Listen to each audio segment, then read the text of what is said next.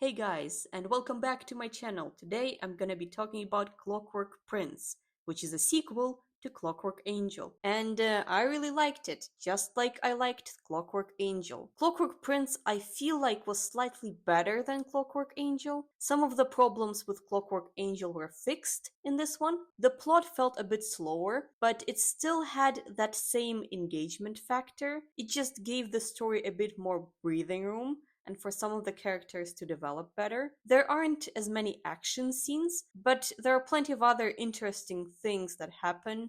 A lot more Shadowhunter politics.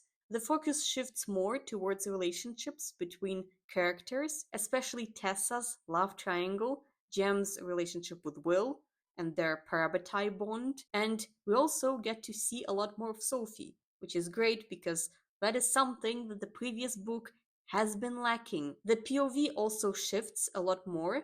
It doesn't feel as stuck on Tessa anymore, and so as a result, the shifts in POV feel a lot more natural. But there were still a couple of small things I didn't really love about this book, and so overall I feel like a 4.5 stars out of 5 rating is accurate enough, just like for the previous one. The main idea behind this book is that Henry and Charlotte need to find Mortmain, and they need to find him within 2 weeks. And if they fail to find him, they will lose control of the Institute. So the timeline of the whole book is around 2 weeks long, give or take. Now, before I go on, I need to make a little announcement. So recently I have discovered that apparently there's another Shadowhunter book called Shadowhunter Codex, which is a book on the world building, and it's written sort of like a fake textbook, if you will. And because it's not a novel or a short story, I couldn't really determine the exact place where to put it on the timeline, so I decided to put it here. I know that this is debatable. You might think it should be somewhere else on the timeline, but that is what I'm going with, and that is when I'm going to be talking about it. Knowing by how quickly I release these videos, this isn't going to be anytime soon, but I just wanted to give you guys the updated timeline and the order in which I'm going to be talking about these books, so this is the new updated order. Okay, moving on to characters. And obviously, there are going to be spoilers from this point onwards, so if you haven't read this book yet, then please do that first and then come back. Alright, so now I'm moving on to talking about characters, and I'm going to be talking about both characters and plot together, just because I felt like it made more sense to do it this way this time around. So our main character is Tessa, just like the previous book. So we're gonna start by talking about her, and I liked Tessa. She continues calling everyone out and taking no prisoners. She holds Will accountable. She continues holding her own. She also starts training and learning how to fight, so she takes a more active role in physical fighting, but that is still balanced with her more subtle, cunning use of powers. There was a little inconsistency as far as her characterization goes. At the beginning of the novel, Tessa felt pretty unhappy about being trained to physically fight, and that felt really weird because in the previous novel, Tessa couldn't wait to be in a fight. In the previous book, Tessa complained about being left behind while Will and Jem went off to fight the Dark Sisters. She wanted to be with them in the fight, and she also used to really admire the warriors. It doesn't make a lot of sense for her to now all of a sudden not want to train to fight when that is what she wanted to do in the previous book a lot. Like, a lot. It just feels like Cassandra just threw it in there to create more drama around the idea, which felt kind of necessary, especially since you have Jessamine, who could have done all of the complaining instead of having it be more of Tessa. And that's just a little note that I had about her that was not a significant part of the book, just a little thing that I did not like as far as her characterization went. Apart from that, Tessa continues being the Tessa that we all know and love. Moving on to Jessamine. And Jessamine started to grow on me a lot more. In this book, we find out that she is a traitor and that she has been spying for Nate and Mortmain. This does not come across as too much of a surprise because she was really close to Nate, and so it made sense. Plus, she really did not like the Shadowhunters. At the same time, she does not come across as a villain herself, though. She more comes across as a character who has been too naive and easily manipulated by Mortmain and Nate to achieve their goals. She's not the one pulling the strings here. So, as a result, I still feel sorry for her, especially during that scene where she carves out her initials in the stone wall with her ring, which ends up shattering into pieces. But despite feeling for her, I do need to make one thing clear. I still think that she deserved to be sent to the Silent City.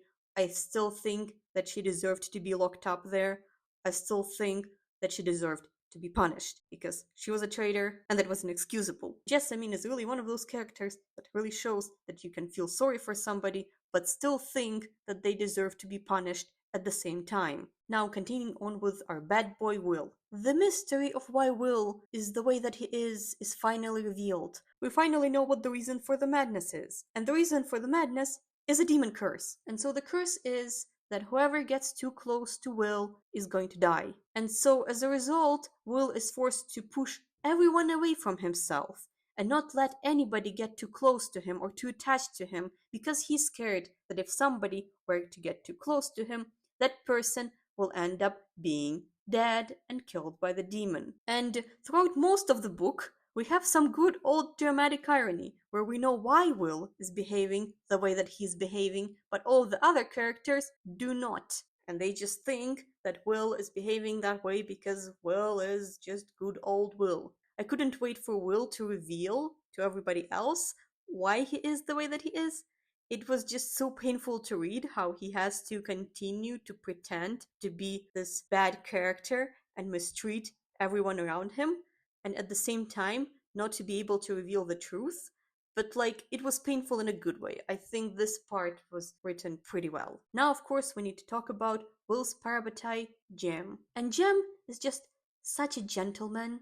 He feels upset that he didn't court Tessa properly with a chaperone. He's like the opposite of Will. He's really proper and kind and gentle and wants to do everything really nicely. I'm still Team Jem. Jem ends up proposing to Tessa for the two of them to get married, and Tessa accepts, and so they're supposed to get married in the next novel. And all of this happens right around when Will finds out that the curse wasn't even real in the first place, and he pushed everyone away from himself for no good reason. Will has to pretend to be happy for Jem because the two of them are parabatai, even though secretly he's crying on the inside. Moving on to Charlotte. And I wanted to like Charlotte.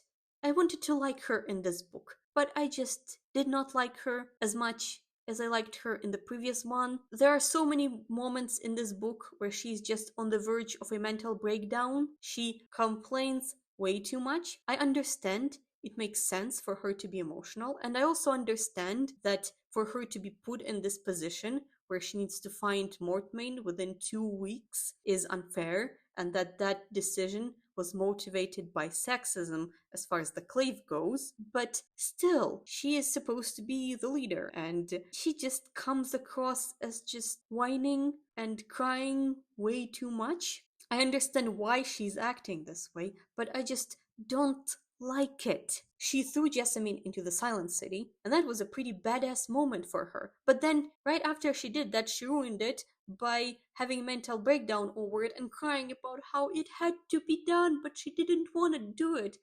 Everybody's on your side, Charlotte. Everybody understands that Jessamine is a traitor. Traitors deserve to be punished. There is no need to cry about it.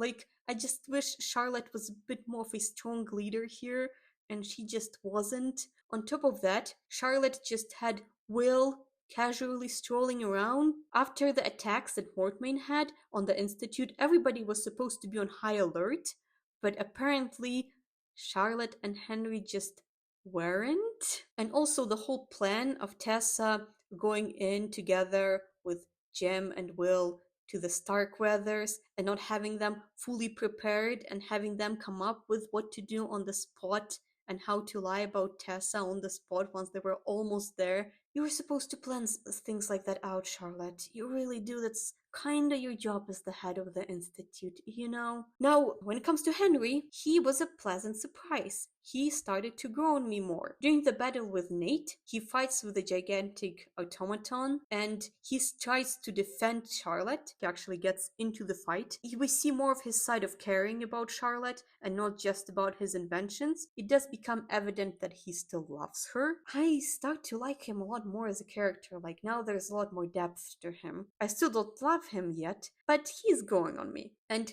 Sophie was also a pleasant surprise. In my mind, she sort of graduated from being a supportive character into the main cast. She's given a lot more of a personality. She's giving a lot more time on the pages.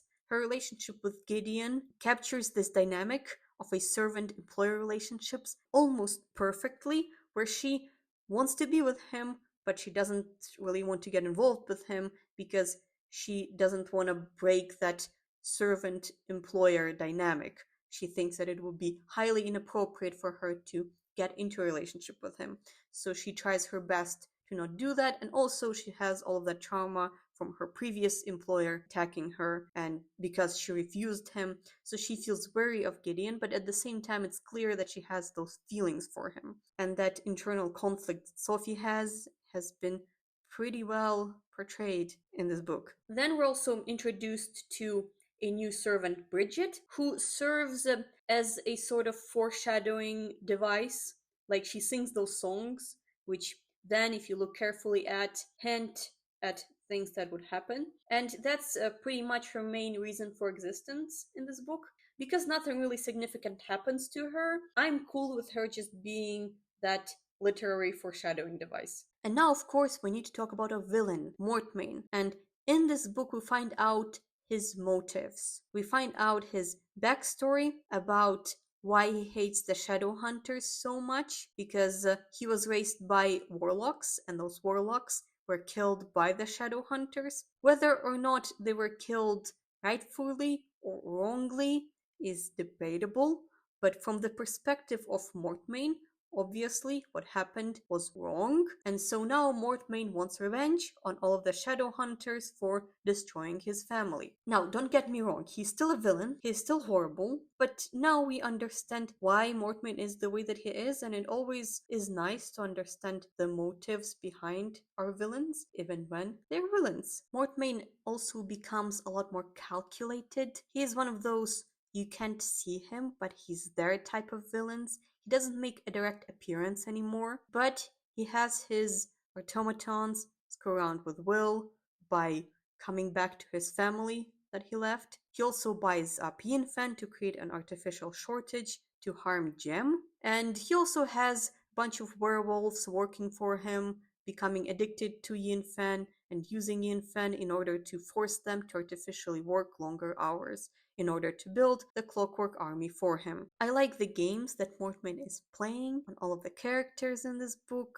Another character that I really loved in this book was Magnus. I just could not get enough of him. He was just so much more wiser, but at the same time, he still had that extravagant side to him. There's now a lot more depth to him as a character. And Magnus had that amazingly profound quote about death, which, if you think about it, is kind of true. Assuming there is no afterlife, after one dies, death is oblivion, because you're gonna be oblivious to everything that is going on around you, because you will not be able to perceive anything, you will not be able to see anything, you will not be able to have any ideas about anything, because you will cease to exist. I was not expecting a profound quote about death from Cassandra Clare or from the Shadowhunters series, but here we are. Alright, with this philosophy about death out of the way, another more side character that I want to talk about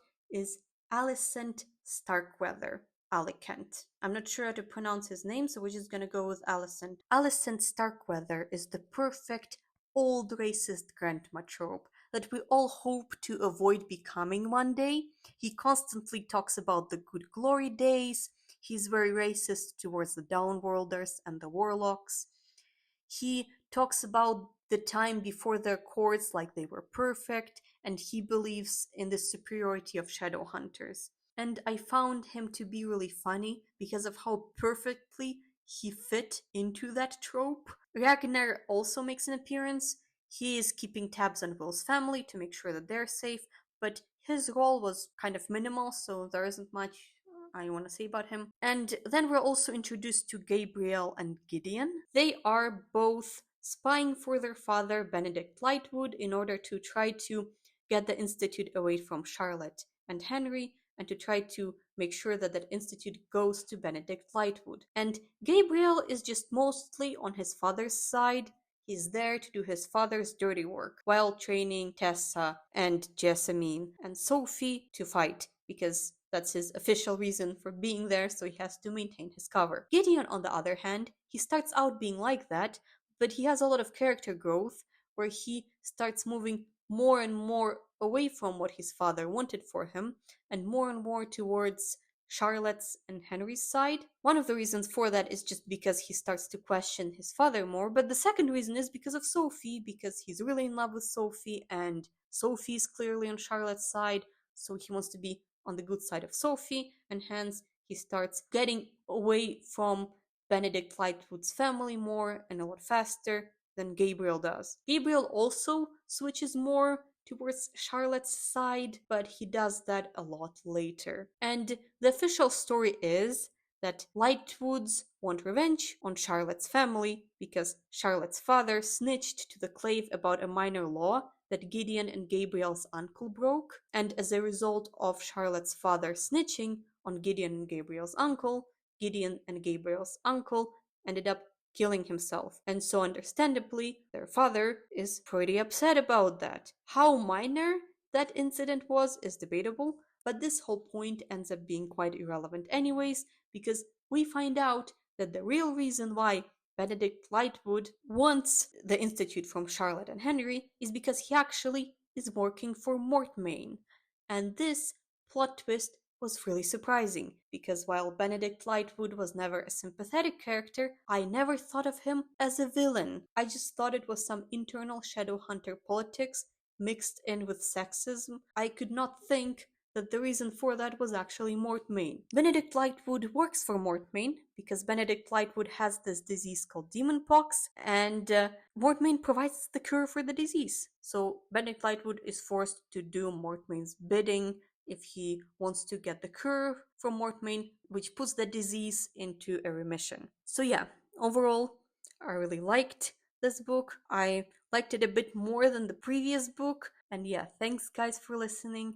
I hope you join in next time. Goodbye.